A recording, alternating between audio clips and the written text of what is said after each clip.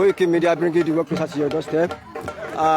Gẹ́gẹ́ bí a ti sọ fún wa pé gbogbo eré gbogbo ó di orí pápá láti wà báyìí. Níbi tí a ti fẹ́ ṣe àṣekágbá ìsọ̀kalẹ̀ eré òkè tí àwọn ọmọ ogun tí wọ́n fẹ́ yẹ bàbá wa Primate Samson ọjọ́ àwo tí wọ́n fẹ́ yẹ wọn sí. Bàbá náà ti ń sọ̀kalẹ̀. Gẹ́gẹ́ bí mo ti ń sọ fún wa, ẹ má bínú, nẹ́tíwọ́ọ̀kì yẹn ni ó ń ṣe ṣégeṣége. Koiki Media bringing the work closer to your doorstep. A kí gbogbo wa pé a kú oríire.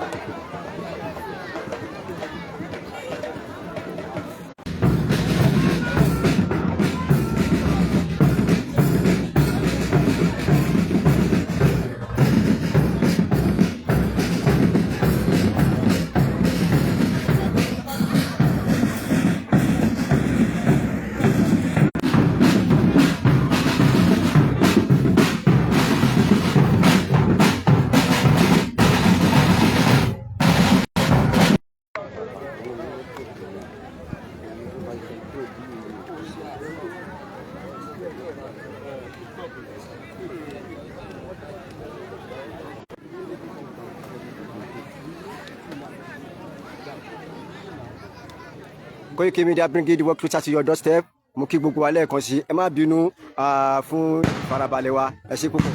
A ti fẹ́ bẹ̀rẹ̀ láìpẹ́ yìí, ẹ rí i pé a bẹ̀rẹ̀ láìpẹ́, ẹ ṣé. Koiki Media bringing work closer to your doorstep. Bàbá náà ti ń bọ̀ wá.